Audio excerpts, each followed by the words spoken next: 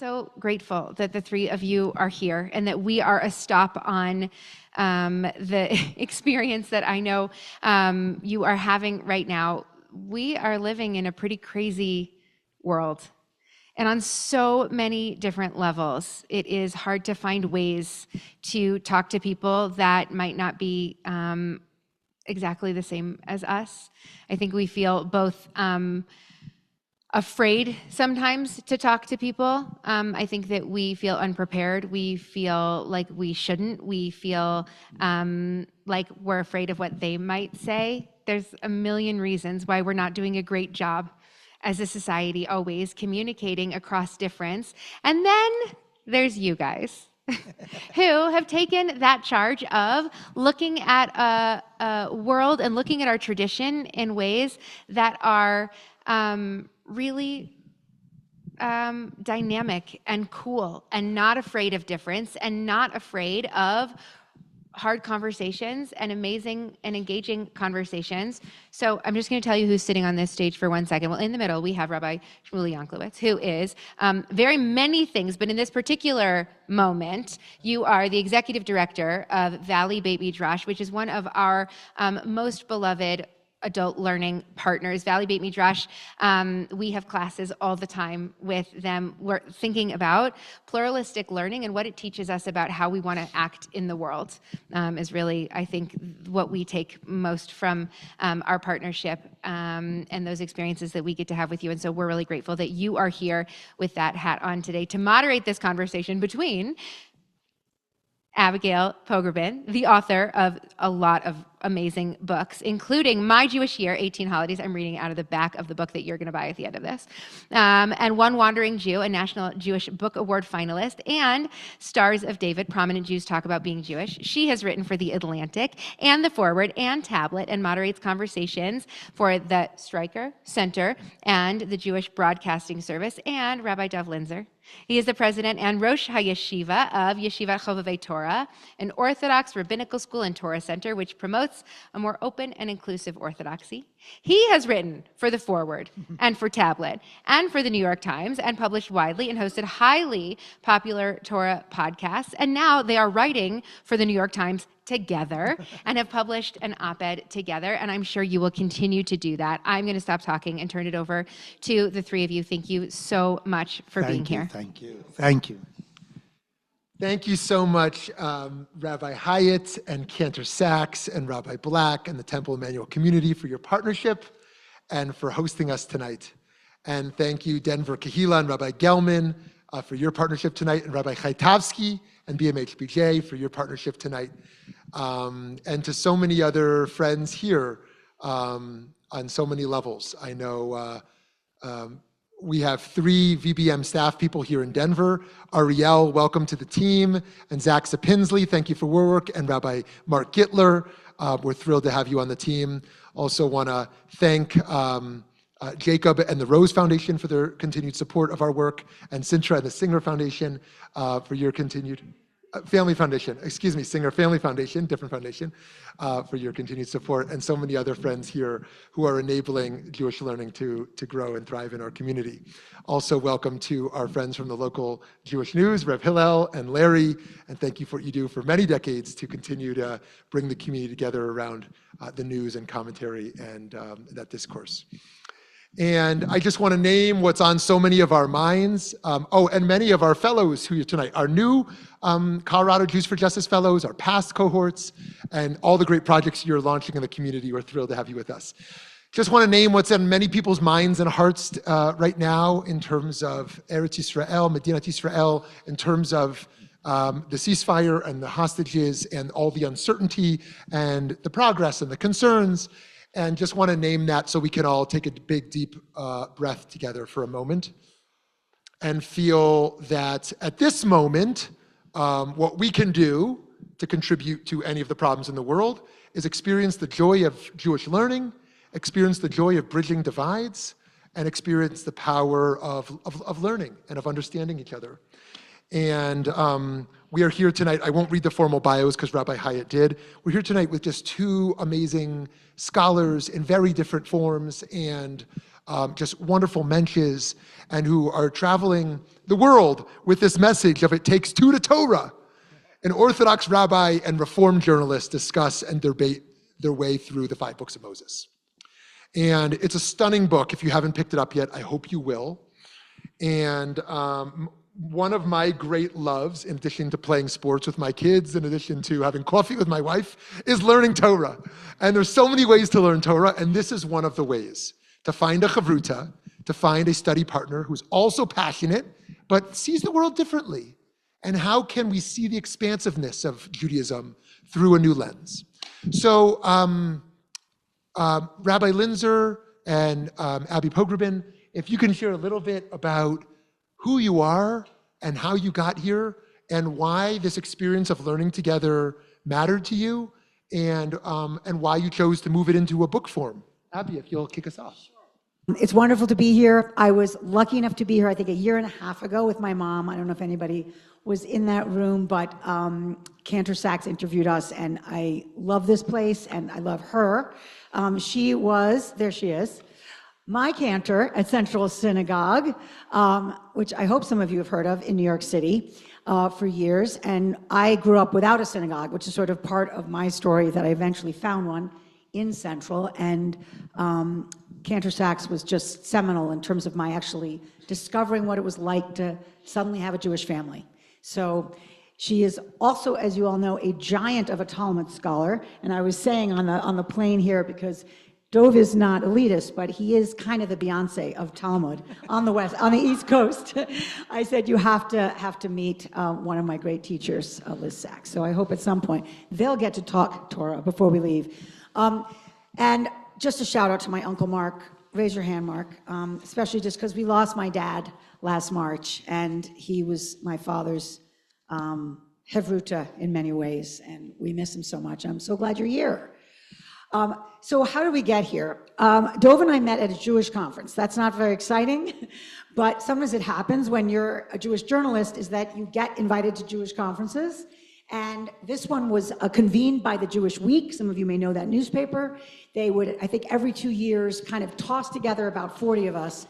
And they were clergy and thought leaders and scholars and people like me who asked questions in the Jewish world. And Dov was there, and I was there the same year. It was actually 15 years ago, maybe, in Baltimore. And they did open space technology. Some of you may have heard of it, where there's no agenda. You show up, and it's kind of like you put in the middle of the room what you're thinking about, what your topics are, and either people gravitate to your topic or nobody shows up. And so we kind of ended up gravitating towards the same topics and arguing some, and sort of, I guess, sort of feeling out some of our ideological differences. But what really struck me about Rabbi Linzer was that he was kind of ready to talk about anything.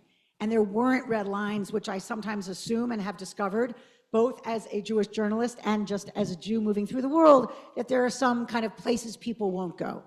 And I will say, and it's a backdoor way of thanking Rabbi Shmuly, as I've reported in the Jewish world, I kind of collect rabbis, like the people I'm sort of paying attention to, and cantors, who are to me the greatest, not the greatest, meaning better, but who make Judaism come alive for me and make it matter. And Rav Shmuly's at the top of the list, where I feel like he's constantly saying, this is fascinating, and why does it matter? This is important, and what does it make me have to go do in the world? And that's how I found Rabbi Linzer exploring topics as well. So we struck up an unlikely friendship. We stayed in touch. When he was working on an op-ed for the New York Times, he called me because I was in the journalism world.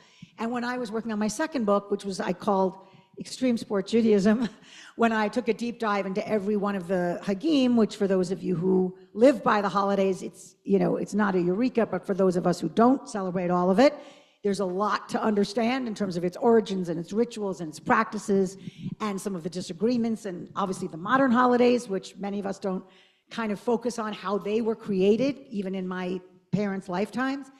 I really needed someone at the end of that book, after interviewing over 60 rabbis and scholars, to kind of kick the tires on the Judaism and say, you know, you got to be careful there, Abby, and that's not exactly the right verse, and you want to not posit that so declaratively, and enter Rav Linzer, who read the whole book, almost like a fact checker, and that led to its own kind of Hevruta that was pretty exciting and pretty fascinating, and sometimes completely granular, and to almost the point of absurdity, where I would like text him and say, you know, that feather that you're supposed to use to clean the cupboard before Passover so that there's absolutely no chametz, and where did that feather come from? Like, who started the feather thing? And next thing I know, we've had 15,000 back and forths on the feather, and we know this is what Judaism's like, but there's also the electricity of learning that he brings. And fast forward, at a certain point, he said, you know, Abby, I would love to talk, sort of take this out of doors and talk about some of our back and forth over the foundational book, the Torah. And have you ever thought of talking about it out loud? And why don't we do this for a podcast? Tablet Magazine liked the idea, and I will hand it over to Dov. But before I do, let me just say one thing about my just Jewish bio, which I didn't do on one foot, so you understand how different I am from Dov. And it's not just that he's Orthodox and I am not. It's that I was always, in a way, putting my Judaism back together. I had a very observantly raised mother, Lady Cotton Pogrebin, but she left all that behind for a number of years. And I don't resent it, but I also couldn't make up for it in a way, in a structured way, without kind of doing it myself. And that's what I chose to do, partly through journalism and partly through just independent study, which took me to become a bat mitzvah at age 40, to join Central Synagogue once I had children. But I'm a late learner who's now been doing it about 25 years, but it wasn't something that was in my DNA the way it was in Dov's. Take it away.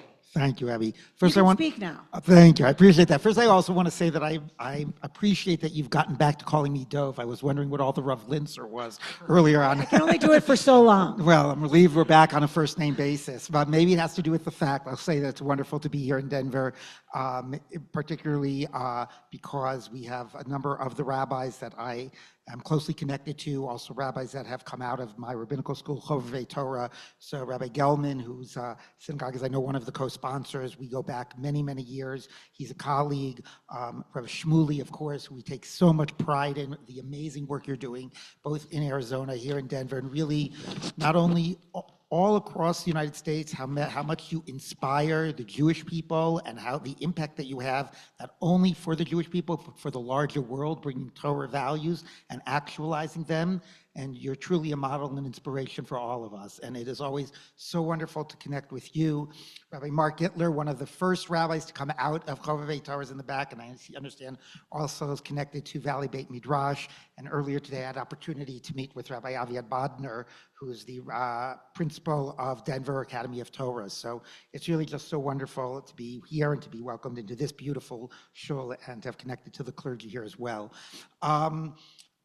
So I'll start where Abby left off, a little bit about my background. It was quite different than Abby's.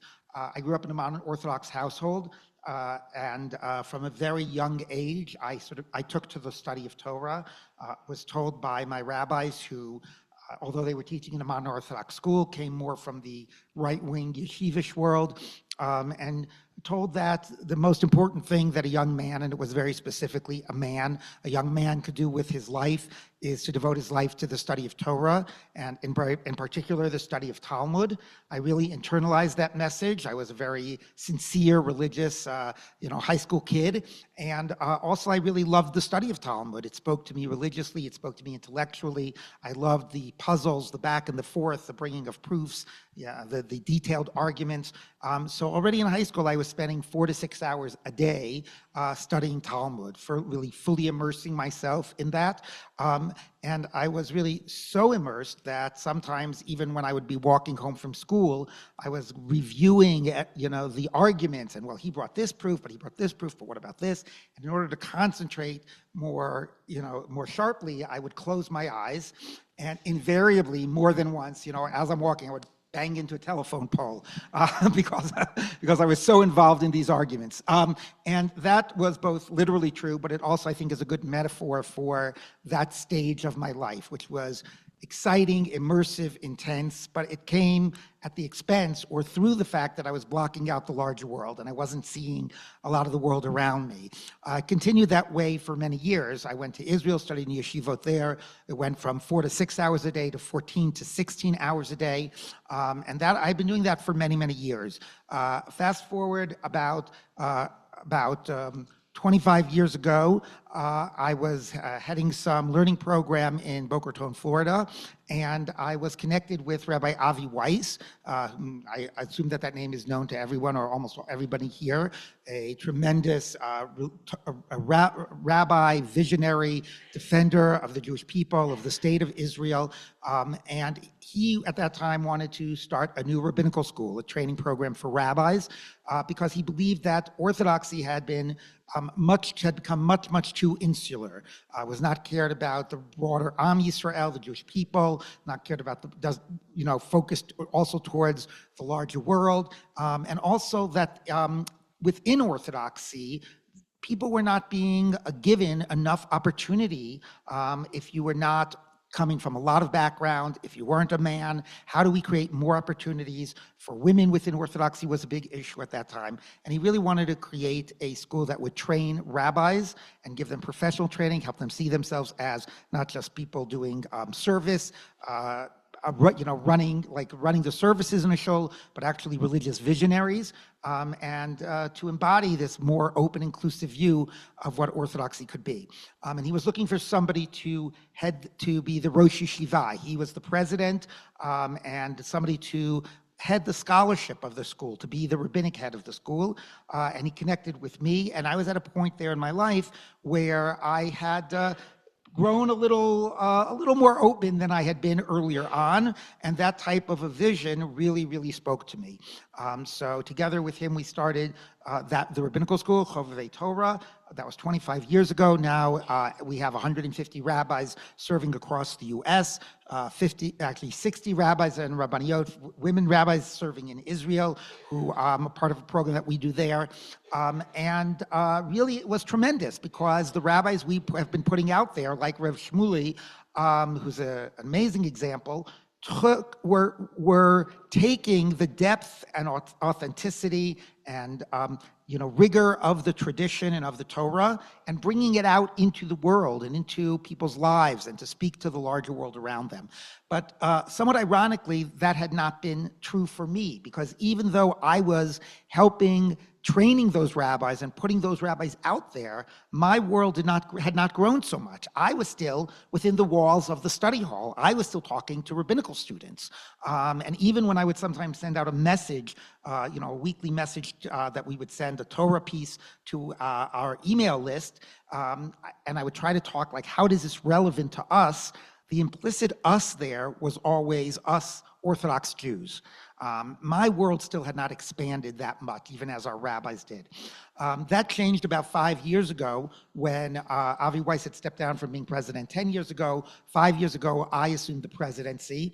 And at that stage, I realized, I really have to get out of my bubble. I really have to start doing the type of things our rabbis are doing. I have to bring the yeshiva and the voice of the yeshiva and the Torah of the yeshiva out to the larger world. So I turned to Abby and I said, Abby, we have had such this wonderful chavruta, partnership here between the two of us, and we challenge each other, we learn from each other, and we really get excited when we talk Torah topics.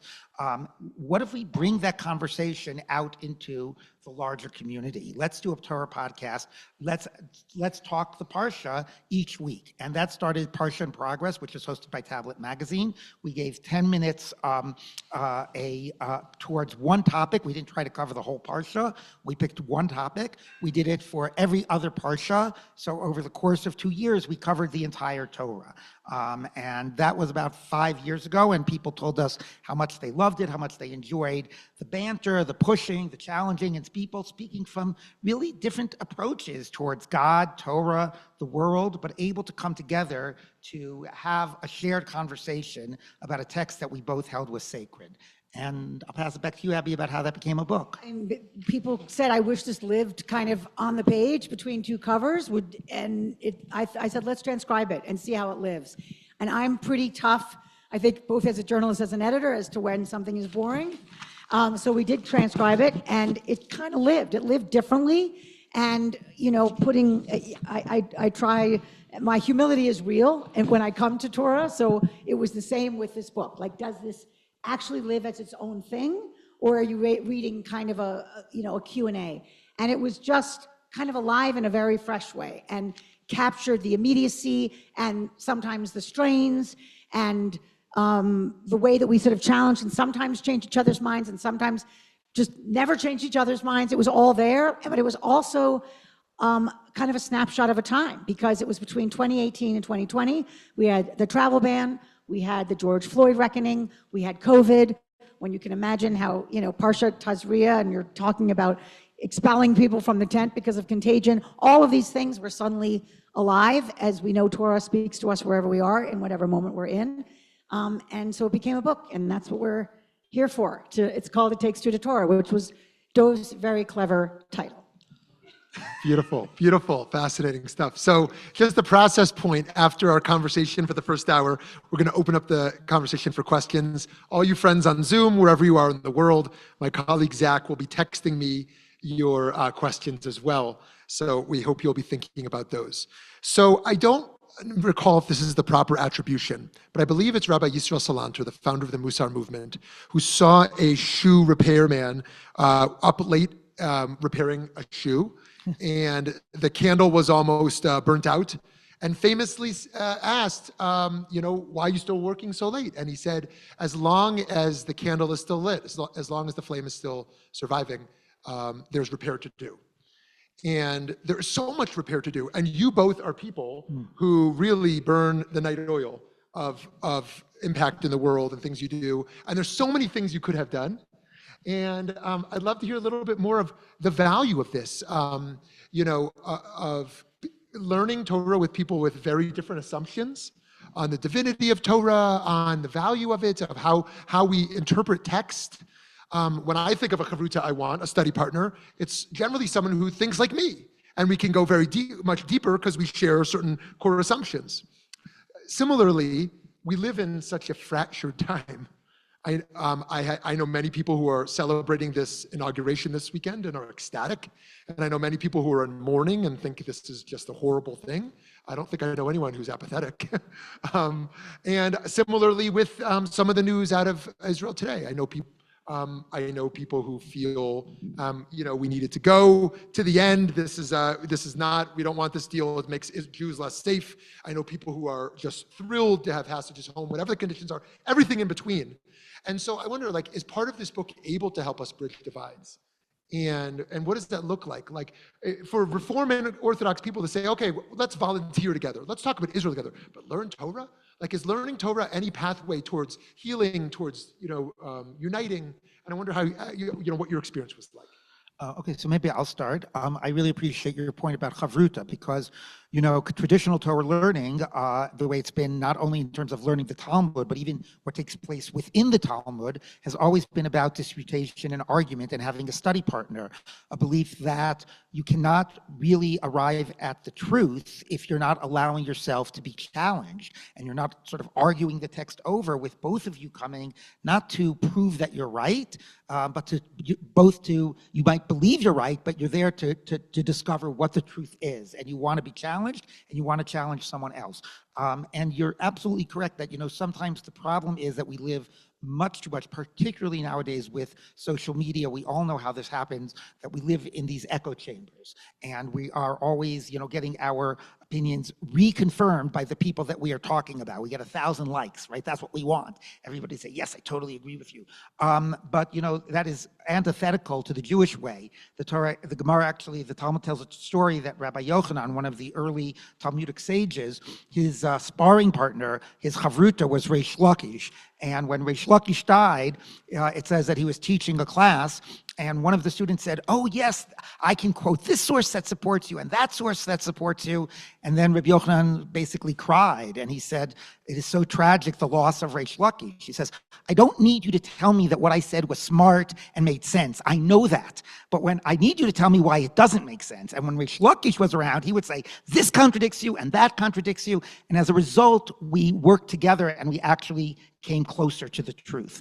And I just think that is so different from from the way we have conversations nowadays and the types of conversations we look for, but we should be looking for. Now, I do want to say that what came when I started studying with Abby was a realization that even though I'd been engaging in that my entire life, 40 years, that type of study, and thinking that I was getting, always getting to the deepest truth because we're always being challenged, I realized that the person sitting across from me shared 99.9% of my worldview, my commitments, my beliefs, and the questions we were allowing ourselves was of a very narrow nature. So yes, we did get very deep in a very narrow space. And when I started learning with Abby, what was so wonderful and sort of opening of that experience was that it was questions that were never normally part of the discourse. Sometimes it was, well, Dov, that's very nice. You say, oh, look how this text is meaningful and it makes us think about our relationship with God this way. Well, what about people who don't believe in God? What about people who don't believe in obligation and in mitzvot, right? You're only talking, in a way to yourself.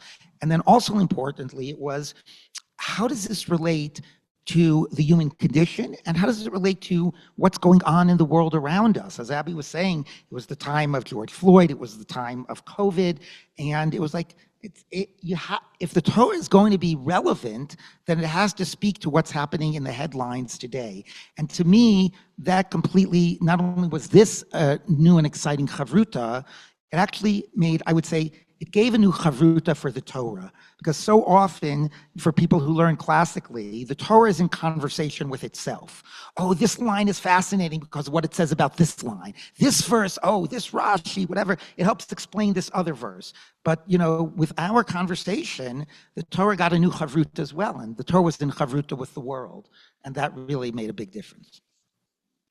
I mean, I would love to go back a little bit to your idea almost of like, why Torah at all? Because for those of you where it's in the fabric of your life to study it daily, multi times a day, for the Jews I run with, we're not studying Torah as a matter of practice in our lives. That doesn't mean we're not studying it. It doesn't mean we're not paying attention to whatever the Devar Torah is of the week when we're in synagogue.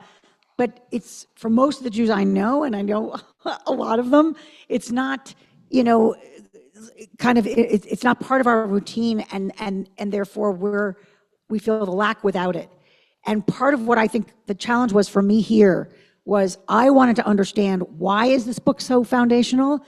And also kind of working backwards, believing that I know it's not just that it's our core text and our law, but it has bound us. It has been our glue. And in many ways, I think it's been part of the reason why we've endured. And I kind of wanted to work backwards and say, what is it to talk about it? Because it feels like to talk about it is to have it matter more, and to have it resonate more, and to have it, in a way, demand something more of you. And that's what I really found talking with Dov, is that it wasn't like, well, we could talk about Shakespeare, we could talk about Chaucer, let's talk about Torah. It was this idea that this is actually, first for Dov, I will just say, because I know him well enough now, a certain kind of blueprint, a certain kind of something integral to his feeling commanded and obligated to something in a way that it didn't me. I feel like it's a sacred document, but talking to him made me have to ask myself, how does this obligate me? How do these ethics actually charge me with something that I either want to live by or acknowledge that I'm failing? This sense of how am I a parent? How am I a child? How am I a friend? All those things were not Hallmark cards. They were suddenly kind of gauntlets thrown down. And I often feel like there isn't permission to say, I don't really get this. I don't see how this is good. I don't see how this actually takes me to a path that helps other people. Or I don't see how anyone can possibly meet this standard. I mean, those kinds of questions were not just solipsistic. It was a sense that I see that this document is not a theoretical discussion. And I really wanted, and was lucky enough to have someone that's sitting with me to really explore that in kind of very tachlis ways. I can't say tachlis in Denver. And maybe, Shmuly, if I could just add one point, because you asked about how is this different than like getting together and doing some social justice cause or volunteering together, and I find sometimes that when you're getting together, let's say, across denominations, or interfaith or something of that nature, it's like usually takes one of two forms, right? One form is, let's talk about the things that divide us. Like, let's talk about what our different beliefs are in terms of Torah, in terms of mitzvos, in terms of God, right? And then, like, everybody is just defending the position that they're representing. It might not even be their own position. It's just the position that they're being put on stage to represent. But it's talking about our differences. And then sometimes it's like, oh, let's do things that can bring us together. Like, let's do a nice volunteering. I had a colleague who said, I don't believe in interfaith dialogue. I believe in interfaith bowling. We should go bowling together, because then we just have fun and we talk about things when you're waiting for the next guy's turn. And that's— So if you're describing volunteering with a little deprecating tone. I don't mean to at all. I'm sorry if I did. I was picking up on I think what Rabbi Shmuly was saying, but I just mean that you're doing good work together, and it's really meaningful, but it's in a way also avoiding— it's like, I don't mean to call it volunteering bowling, but it's a way of avoiding the sensitive areas. Well, that was really your point, wasn't it, Rabbi Shmuly? So I think that this was really interesting because we were taking a text that we did have different views about, but because it was deeply meaningful to both of us, and we were listening and opening ourselves to the other person and their perspective, I think it deepened the connection and learning in a way that the very important work of volunteering doesn't get to your soul and connecting to the person in the same type of way. At least that was my experience. Very interesting. So we have a minhag in our family, a custom in our family in the winter months to watch a family movie after Shabbat ends. It's a very old Ashkenazi minhag, hundreds of years old, to do such a thing. And last Shabbat ended, and 3 of my 4 kids said they voted Indiana Jones. So, okay, they got to do Indiana Jones with number 4 with my wife. And my 8-year-old daughter came over and said, I'm learning so much about Yosef, about Joseph in school. Are there any movies about him? I said, well, you're in luck. There's actually a play about him. So here, in comes Donny Osmond, and she and I are singing and dancing in the other room, dealing with Yosef. And one of the beautiful segments in your book, so many segments, is Reuben, and your disagreements on this moment. So just to remind folks, so Yosef is, they've discarded him and left him to die, and Reuven makes an intervention. So there's a lot to say about the story, but essentially to sell him rather than have him killed. And you had different takes on this. Abby, you want to start with your take, and what does your take mean for how you think about ethics and leadership in the world? First, I will just say I played Joseph when I was 10, and I'm very proud of that performance. And I will say, because you mentioned Raiders of the Lost Ark, I knew this was coming. That it is a theme. I feel like Dov invokes that movie so many times in Torah discussion that I wanted to ask him if he's ever seen any other movie. I don't get out too much. With that text. But I love that ritual with your family. So the Reuven discussion was just that it felt to me, and Dov can speak for himself, that he was kind of setting Reuven apart as having shown more courage and boldness in saving his brother. Do we want to tell the story? Did we summarize the story? He summarized the story. Okay, but poorly, but but I mean the details, I guess, that Rabbi Shmuly left out was that essentially they're all like, let's leave him to die, and Reuven is like, let's not kill him. He didn't do much more than that. And for me, I just felt where I'm looking, not again for the tidy moral of the story, but it feels like this person should be an exemplar. And to me, this was more than a half measure. I would want my child to do more than not killing his brother. I would want him actually to intervene and go get help and make sure that he didn't leave the scene as Reuven did, and it's unclear why he kind of walks off stage, but to stay and make sure that he's not harmed. And so I just couldn't kind of get to courage. Right. And I'll start by saying that I don't feel a need to interpret all of the protagonists in the Torah as as perfect individuals. I think the Torah very much what makes them so compelling is that they are flawed human beings, like every human being is, and what we learn from them and from also their imperfections, as opposed to their amazing acts of righteousness and of morality that they do, also their shortcomings. But in this case, I think we had a question. The question is, what do you want to take away from the story? What should the message of the story be? We can all agree that Reuven did a half measure. The verse says, actually, Reuven rose up and saved Joseph from their hands and said, let us not slay him, let us cast him into the pit. And it says, in order that his hope was to return Joseph to his father. So clearly, he tried to intervene.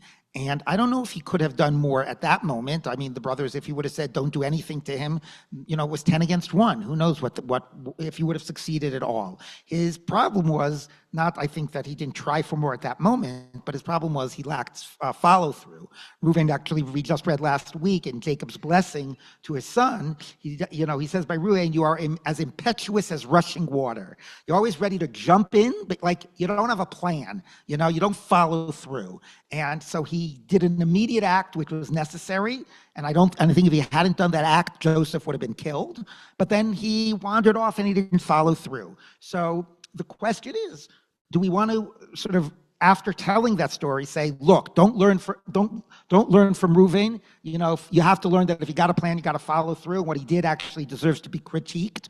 Or do you say, you know what, it's right. He did not do the full measure. But the way I would say is that at a time when so much happens in this world, because people are passive bystanders and people don't take that at least first act and try to jump forward, we should be celebrating somebody who had the courage to at least try to do something and at least try to intervene. A half measure is better than no measure. Very nice. So, this weekend is MLK weekend, or MLK Day is on Monday.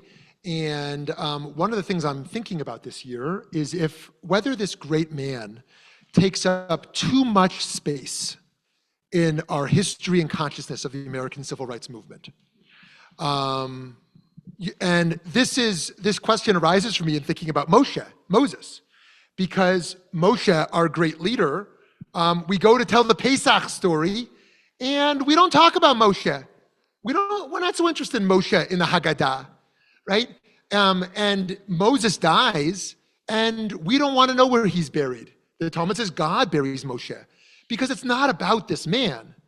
Right now, to be clear, I don't want to denigrate Dr. MLK, and I have living proof out there that I'm a fan of his, which is there's a 10-year-old boy out there named Meir Lev Cook Yanklowitz. And the reason his name is Meir Lev Cook is so his initials are MLK. So I'm a fan of MLK, but I do wonder if it takes up too much space in the discourse. So Moshe, so let's talk about Moshe for a moment, because you had this stirring debate around Moses as well. It says over here in Bamidbar, in Parshat Chukat in Numbers, but God said to Moses and Aaron, because you did not trust me enough to affirm my sanctity in the sight of the Israelite people, therefore you should not lead this congregation into the land that I've given them.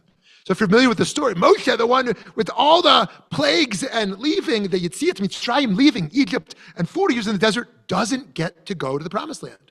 Abby, what's your take of this story? I had trouble with it. I mean, I knew it before, but just talking it through with Dov over this time, and part of, I think, the virtue of talking about Torah in real time, in real Torah time, is that you kind of get the arc of it. Chronology is a little bit of an oxymoron in Torah, because there's sometimes we're like, where are we in the story, in the narrative? And for someone who's trying to connect the dots, you can drop them. But it's over the arc that I get on Moses is just how much he did right, and how he was asked and demurred and said, I don't think I'm the person for this job, and maybe pick someone else. And God insists and says, you can handle it, I'm giving you help. And then he does take them out of Egypt, and there's obviously plenty of forces against that being possible, but he executes it, and that's real, not just a miracle, but deliverance, and takes leadership. And then the people are pretty ungrateful, and they kvetch in the desert, and they don't like the heat and the food, and they want to go back, and Egypt was better. And he deals with that. And then they obviously build the golden calf. And when they can't be patient for 5 minutes, when he says he's coming back with the law, they doubt it. And they built this false idol. And still he advocates for them when God's furious and is about to punish them and says, give them another chance. And then, there's this rebellion, Korach's rebellion within his own team saying, we don't want your leadership. There's so many times where he had a thankless job. And so it just, to get to that point where God's saying, and you're never going to get to taste it, and you're never going to get to touch it. I just felt like, again, when I'm looking for what is this saying, it felt like a story I couldn't square and a message that felt not just sad to me personally, but uncomfortable for me Jewishly. And unjust. Unjust. Thank you, Dov. You're welcome, Abby. So, yeah, I think this was a great place where Abby and I pushed each other and learned from each other. For me, this is a question anybody who reads the story in the Torah has to ask, which is, really? Because you hit a rock? That's why after everything you did for 40 years, you're not going to get in? And what was the big sin anyway? But I think as Abby has said, it's always important for me to not just ask the question and stay with the problem, because I believe in that the Torah is from God, and God is the one giving this punishment. I have to believe that there's justice, and I have to look for an explanation. And the explanation that I've come to over the years has been to see that the hitting of the rock was not really a sin. That really wasn't the point. And what God had said wasn't really about a punishment. It was really evidence that Moses was not the right person to take them into the land. He wasn't the right leader for the next generation. Why? Because 40 years ago, God had said, hit the rock, and he hit it. Now God is saying something different. Speak to the rock, and he's stuck 40 years back. He's still doing the same thing, and he's hitting the rock. And it's not just hitting or speaking, it's what it represents. When he took the people out of Egypt, they were slaves. They had no independence. They couldn't really take responsibility. So a type of leadership needed there is sometimes hitting people over the head. It's got to be an authoritarian, top-down type of a leadership. That was right 40 years ago. Now you have a people that are born into freedom, have to go into the land, build a country, build a nation, build a government. They need a different leadership. They need a leader who's going to talk to them, not who's going to hit them over the head. And I think that was the point of that story. And I felt that was a really nice resolution, right? It explains the rock and it makes it more just. And God isn't giving this outsized punishment for this trivial sin. But when Abby and I were in conversation about this, Abby's insistence and pointing out about, okay, but this still, that might be true, and she can speak for herself, but she said she appreciates the point that leaders sometimes have to know when it's the time to step aside, but I still haven't resolved the injustice for Moses the man. And I think that was really true. Sometimes I might be too quick to resolve something because I want it to work out, and Abby really, in this case and in other cases, pushed back and says, I appreciate what you're trying to do, but this problem, whatever you said, this problem of the injustice to Moses still remains. I will just say that I was persuaded by Dov's argument that sometimes a new generation needs a new leader. And without naming any names, there have been so many synagogues where I've seen rabbis just not leave and not know that, you've done incredible service and it's time to pass the baton. And that's the same at law firms and corporations. It's just, it's sometimes hard to kind of get your head around how it might actually change the people to change the person at the helm. Wow. So to go from the micro back into a macro question, I continue to be amazed that at the center of the Jewish discourse continues to be the conversation of Jewish continuity.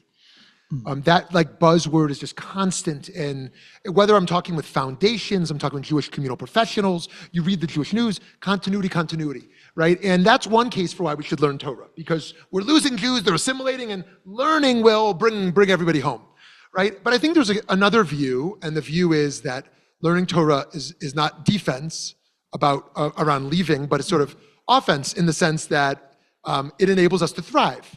It can give us resources to be happier, more successful, more loving or compassionate. And I wonder how you both think of the value of teaching Torah and of learning Torah. And I wonder, on that latter point of thriving, was there a moment in your own learning where you felt like, oh, I'm actually going to be a better person or a better Jew because of this new idea? Well, so thank you. That's a wonderful question. And let me start by dealing with the continuity theme, which actually was an interesting point of not only disagreement between us, but almost we were talking past each other. I think your point about continuity versus thriving didn't Hillel International change its basic mission statement? Like for many years, it was Jewish continuity, and then they shifted it to be about something about Jewish flourishing and thriving. I think so. You can check on that.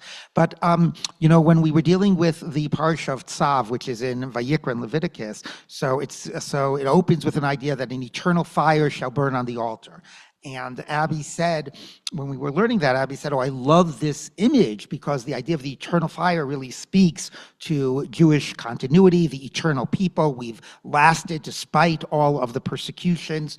And I said, yeah, that doesn't do it for me. I said, okay, so we've all this time. Does that tell me why I should want to continue being Jewish? Why does that motivate me? Why does that motivate me to, pass it down to my children? Why does it motivate me to do Jewish? And to me, it's the learning of Torah. It's the richness of the Jewish life. It's the Torah. It's the values that we, the morality of the Torah. It's everything that being Jewish makes for me a deep, profound, meaningful life. That's why I want to do more Jewish and I want to pass it down. And Abby was like we were talking past each other. Like I said, how could you not value Jewish continuity? I mean, this is always the message. And I'll let her speak for herself. But I think, after the sort of back and forth, I came to say, look, okay, I will concede the importance of Jewish perseverance, and our resilience. To me, that's something that can give strength for us to continue in difficult times. But still, if you're asking me why to be Jewish, it has a lot more to do with Torah and mitzvos than it has to do with continuity. Do you want to sort of say how? Yeah, I mean, I think, post October 7th, this would have been a very different conversation.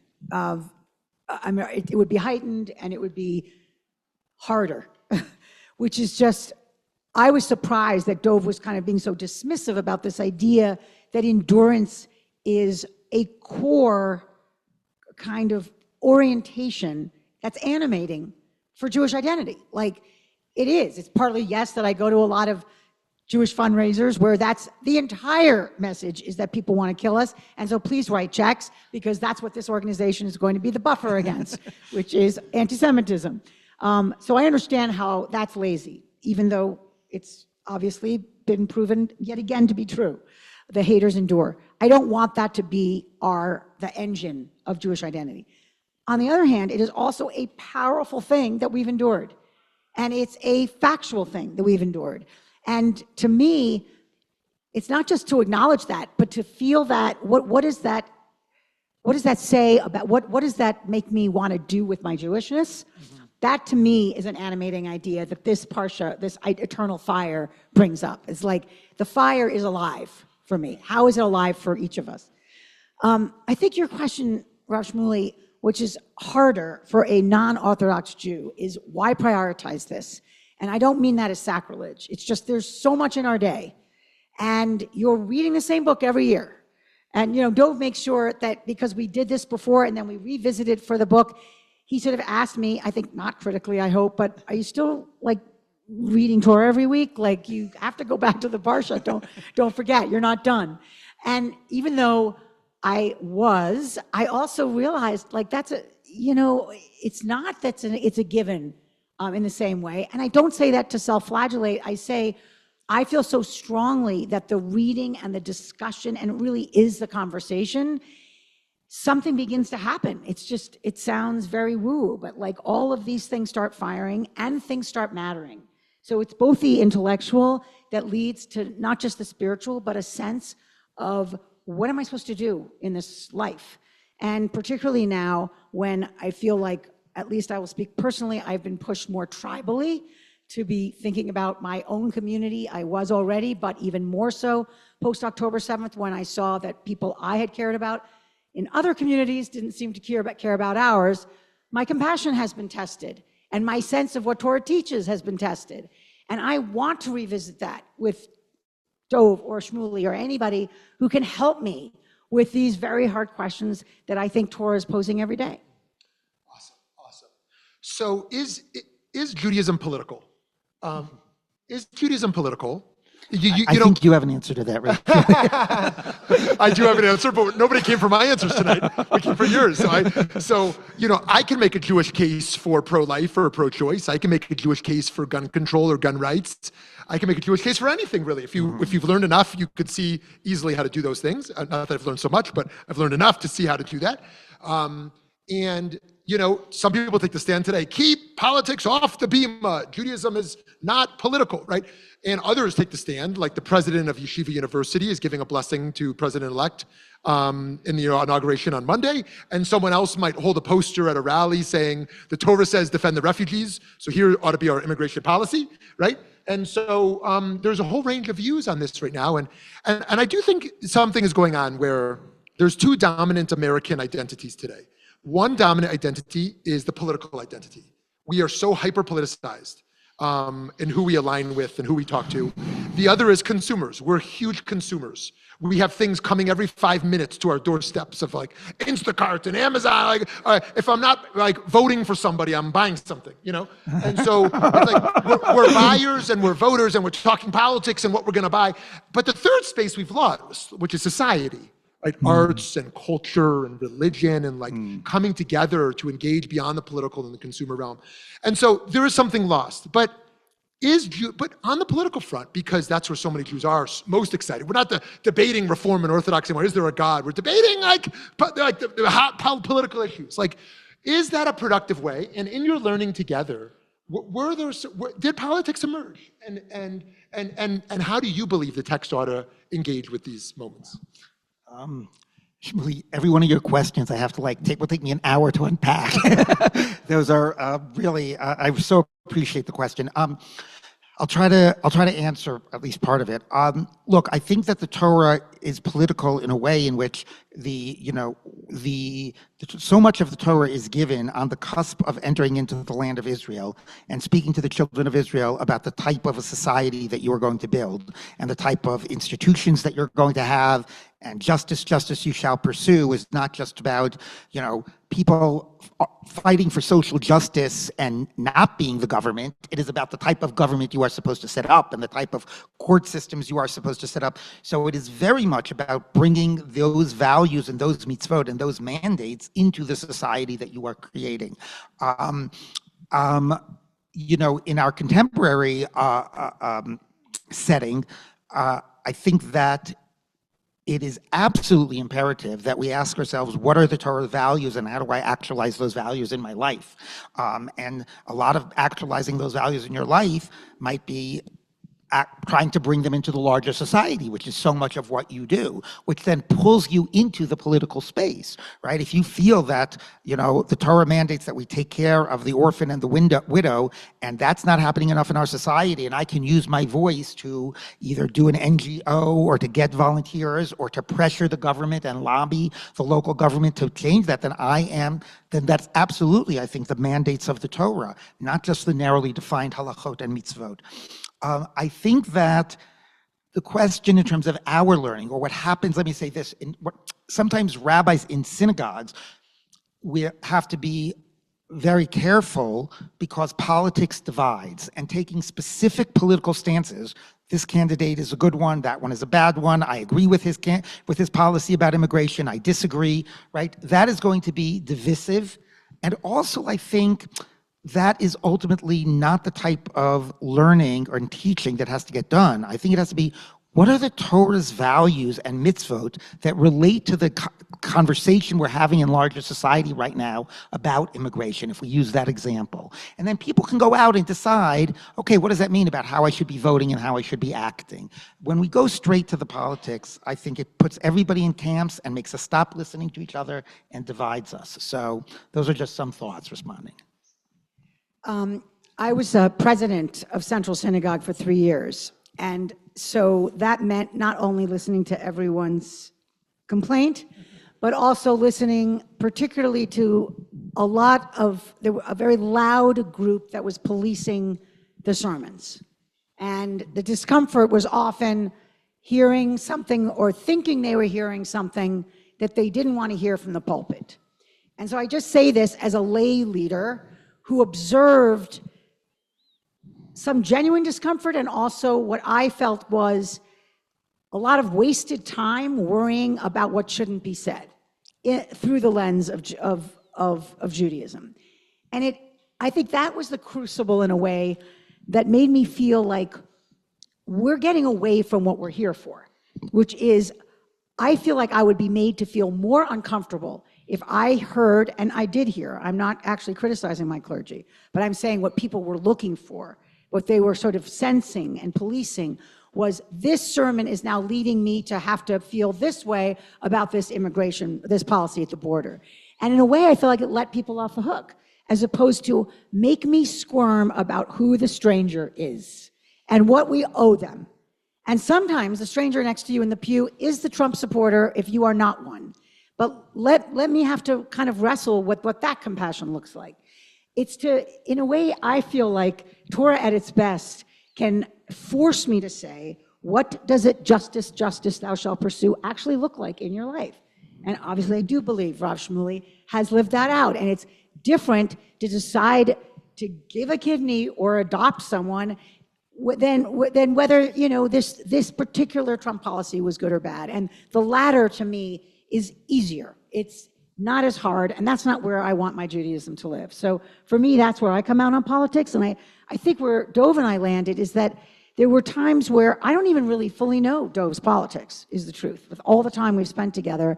And that says something positive to me.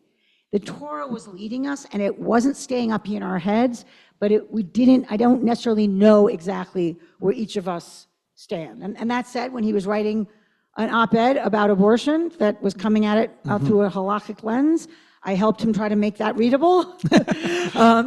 And that's political. What a nice compliment. I don't think anyone's ever said of me, I really don't know where Shmuly stands on these political issues. I wish he would give a little more clarity on where he's doing. So that's a great But our conversation was about the values and not about the politics, because politics so much get people stuck in labels and camps and talking past each other and not engaging, and we did not want that to be happening. Beautiful. All right, friends, time's for your questions. So let's hear some of your questions, and I will repeat them for our Zoom friends to make sure they can hear them. Let's start here and go back. Sintra, if you want to go first. Okay, for the Zoom friends who might not have been able to hear that, or anyone in back, to very poorly summarize your great question. The power of chavruta, can it be achieved in just a few times together, or does it kind of require kind of a longer term commitment? And what can we learn from that, and how might we build off a model of kind of a longer term commitment of engaging together? Is that fair?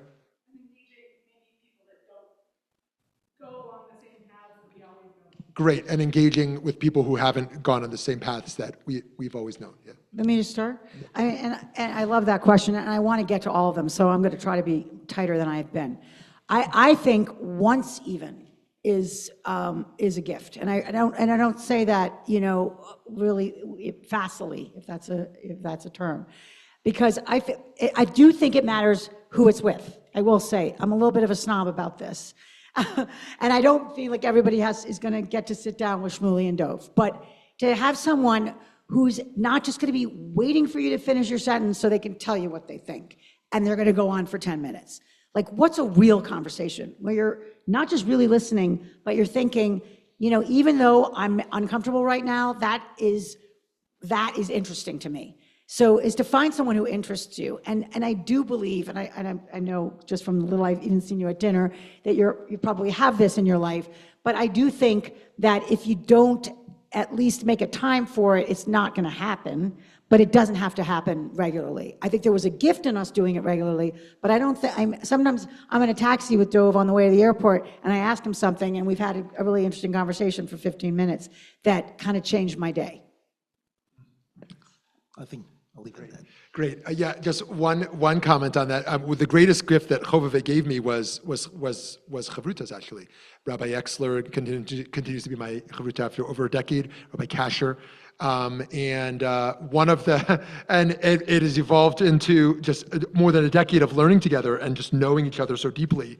And I give that bracha to everyone here, the blessing to everyone here, that we should all have a chavruta in our life that we can process life with, learn with. And whether it lasts a year or lasts decades, it is such a gift of our tradition to have such a dialogical model. So Jacob, up to you.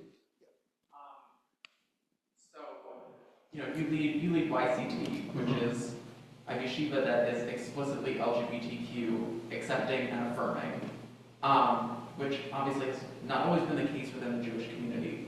Have you ever found that working in partnership with people of different political persuasions, of different denominational persuasions, kind of helped that journey toward YCT being so LGBTQ affirming, or how did that look for you?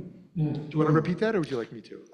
Yeah, why don't you? Okay. So I'm still processing it. Yeah, it's a great question. So one of the things that makes Chovevei Torah unique in the Orthodox world in its inclusiveness is being more inclusive to the LGBTQ population and being more affirming and engaging and responsive to that. And Rabbi Linzer could write a book on that topic. Has that opened doors for new partnerships because of that affirmation? Is that fair? Yes, and also how did partnerships lead that to be the case? You mean partnership outside of like the Orthodox community, like connections, or what specific part? I mean, so we've been talking about connecting with people in Chavruta across different. Oh, I see. Expanding our horizons. Oh, okay, I see. Okay, no, I understand the question better. So first of all, I really appreciate that. Maybe I'll start by saying that. I will just say, we've had like 30 dates and no one else has asked him that question. So I can't wait for the answer.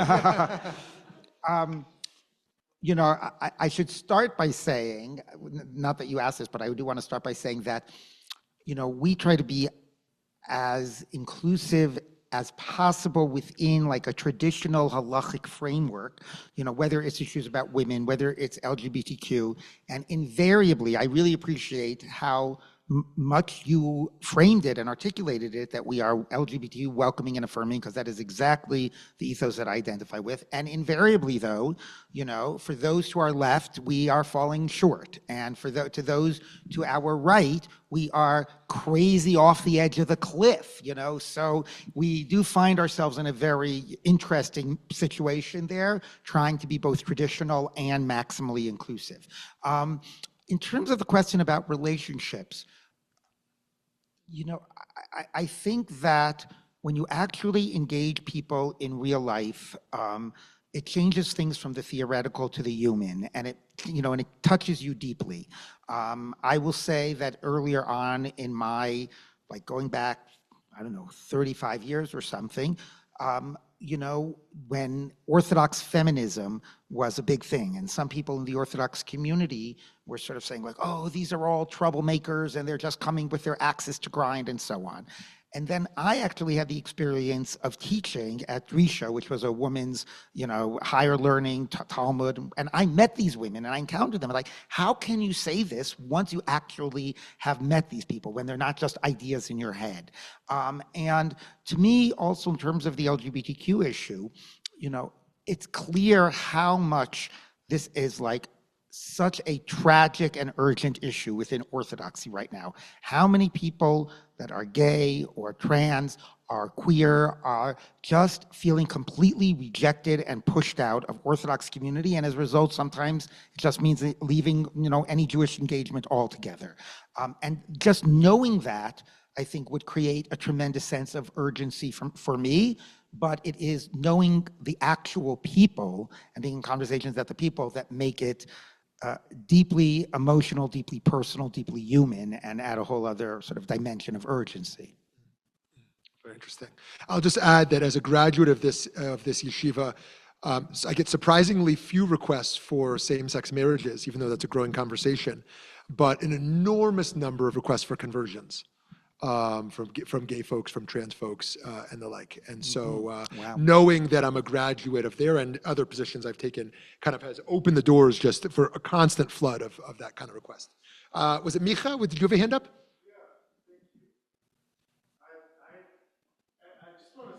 say I'm deeply grateful for this conversation.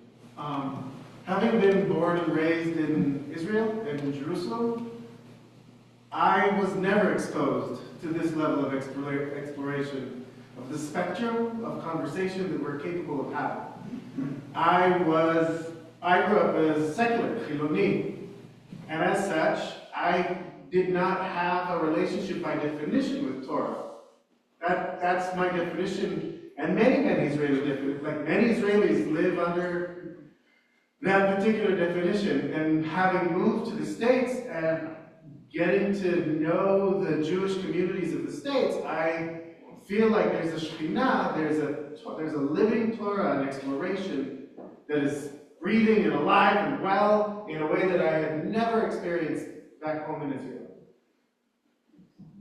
And it's the first time also, because you ask, is Judaism political? It's the first time when I moved to the States to see flags on the pulpit, which to me is always shocking, because I never grew up with flags in the pulpit in Jerusalem, and it's a little jarring, to be honest. My question is, coming from Israel and having a conversation about, I don't want us to lose ourselves in a conversation on October 7th. But on October 6th, there was a lot going on in Israel. There were major protests happening in the streets. And the spectrum that I feel you represent right now on the Bima, on the one hand, reached a stage where religious Orthodox Jews, or Abigail, our Minister of Interior, called Reform Judaism Christian and brushed it off, saying, and the Rabbanut doesn't accept Reform Judaism. While on the other side, and still to this day, again, it's very hard for me to put Gaza aside for a second, because it's very near and dear to my life, having served in the territories. But in the meantime, on the other side, the big debate in Israel is about serving in the military, and the Orthodox Jews paying taxes, in a massive debate that is a massive fracture of Israeli society today. And here we pay attention to what's going on in Gaza, but we don't have a lot of discussion about that fracture that's happening in Israel. And since the flag's here, and we've mentioned it so often, but it feels like there's a surface that we don't really penetrate. And as an Israeli, I'm really curious to hear your takes on that fracture. Okay, awesome. So just to very unfairly summarize these great points, oversimplifying for our Zoom friends, that Israel is incredibly fractured, whether it's on judicial reform, whether it is on Haredi drafting into the army, whether it is on the war. And this is a refreshing, different take on how we can have conversations. And what might it look like for that to happen in Israel? What might it look like for us in America to also have those hard conversations about related to Israel as well? Is that fair? Is that, you want to, yeah. Because having been raised in the Mevakshei Derech and Kol HaShamayim in Jerusalem, and hearing my Minister of Interior call Reform Judaism Christian was a big arrow to the heart, and I really want to know. Good. And also on the Rabbanut and the disrespect for non-Orthodox Judaism among the established centralized religious force in Israel. Great. Who wants to start? So first of all, I would love to interview you separately. Just everything you said You is should say yes to that, by the way. so fascinating. And I think you're not going far enough. The Rabbanut called us akin to Holocaust deniers. I mean, it is like, I remember at one point, because I was going to write an essay about it, and it was actually when I was president of Central, and I had to actually take a back seat as a journalist because someone said, don't forget you'll be speaking as Central. And it was too volatile to talk about the pain of it. I mean, it is, the language around it makes me realize, and I also have the first Asian American ever to be ordained, and people don't think she's a Jew, let alone a rabbi. And Central is the largest synagogue in the country, and they dismiss her. So there's so many places where that's my Jewish therapy, and we can go. But more importantly, you're raising something that I think has been entirely missing, and that's nobody's having the conversations you're even hinting at, and that I know from dinner you could lead us through. It's been a third rail, and I think it's a shanda. But I also don't know how I could have told someone to do it, because we've all been so emotional. and so traumatized and so afraid of literally saying the wrong term, let alone saying the wrong sentence. And I have missed my leaders here. I will just say this as a layperson. Nobody gave me the invitation to have the untouchable conversations. And I think therefore something has really been lost in all of our mourning and difficulty and strains of the last year, where it wasn't just learning that we needed, it was a certain kind of wrestling that no one was giving us the language for. So all I'm doing is affirming your question, but I hope we'll be more courageous, when these hostages are out, and hopefully people stop dying. Just before Rev Linzer goes, thank you. Because you used the word shunda, I want to give a plug for your mother's book, Shunda, and just how over the decades Shunda has evolved of terms of our culture of shame and our culture of what we hide and what we're willing to expose of our ideology and how we can talk about things and alienation in the community and how in some ways, but in very different ways, it's still very alive. Yeah, I mean, I don't have much to add to what Abby said. I think that it gets back to the question about politics. Politics just taps deeply into people's passions. It shuts them down. It divides. There are so many things that are triggering, especially around the things you mentioned in Israel, that seem like you're challenging my very identity, my very essence. First of all, we had the opportunity, the blessing in a sort of way, to have the conversation pre-October 7th. So we actually was safer territory. I think that in some ways it would have been very meaningful to talk Torah post-October 7th and bring that conversation to what's happening. You just want to clarify, you mean you and I had You and I, I'm sorry, Abby and I, but it would have felt like walking through a minefield. How do we reflect on values and what's happening in the world without getting people to say, you're with the enemy, whoever they think the enemy is, for those who were not here over dinner, Rabbi Shmuly did a brilliant thing. I really appreciate it, Rabbi Shmuly, which he asked us, to share, now that the news about the hostage deal was out, but he didn't ask, what is your opinion? He said, could you share what's going on for you? Share your feelings about it. And I'm so sorry, I forgot your name. Mika. Everybody shared. First of all, when you're just sharing your opinions, not your opinions, your feelings, there's an inherent, authenticity to your feelings. I can't agree or disagree. They're your feelings. And it makes it opens us up to hearing other people rather opposed to hearing our positions or our opinions. And Mika in particular shared something that I think somebody else might have said that would have totally shut people down, and was able to share it in a way that opened people up. So it's a major challenge, and we had the blessing to be talking about Torah and not politics. So I really don't know the answer of how we could talk politics better, but let's try to at least talk a little Torah more, and maybe that'll help us find a way. Very nice. So here's our last question of the night. It comes from some folks on Zoom, Michael and Claudia. How do you understand the oil miracle story, Hanukkah? Do you understand it literally as a critique of the Hasmoneans? And maybe I would just build off that question as well. I know we're a few weeks out from Hanukkah already, but how is the Hanukkah story relevant to us today? Well, I have to say that feels like a planted question to give us an opportunity to reference our New York Times op-ed. So I very much appreciate it, even though it wasn't a planted question. Maybe it was. But it was a wonderful learning opportunity Abby and I had to work at developing that theme and the writing and how to articulate sort of our to say that it take ran on Hanukkah. And it ran on right. Well, Abby said it ran on Christmas, which happened to be the first night of Hanukkah, and I said I actually thought it ran on Hanukkah, which happened to also be Christmas. But anyway, I think that it is. From the historical record, the story about the miracle of the oil first appears in the Babylonian Talmud, and it doesn't appear in the earlier sources that were very much closer in history, particularly the book of Maccabees, which was literally written, I forget how many years, maybe 10 years afterwards, there's no mention of the miracle of the oil, even in the liturgy that comes out of the land of Israel that we say, the Al Hanisim prayer that we say, makes no reference to the miracle of the oil. Its first reference is in the Babylonian Talmud, which is taking place, in a different country hundreds of years later. So, from a non-believer point of view, you can be a believer in a lot of things, but people that don't sort of feel that everything that's in the Talmud has to be, taken, has to be taken literally, or has to be believed in, would say, well, obviously this was made up by the rabbis, and then we can speculate why they chose to make that up.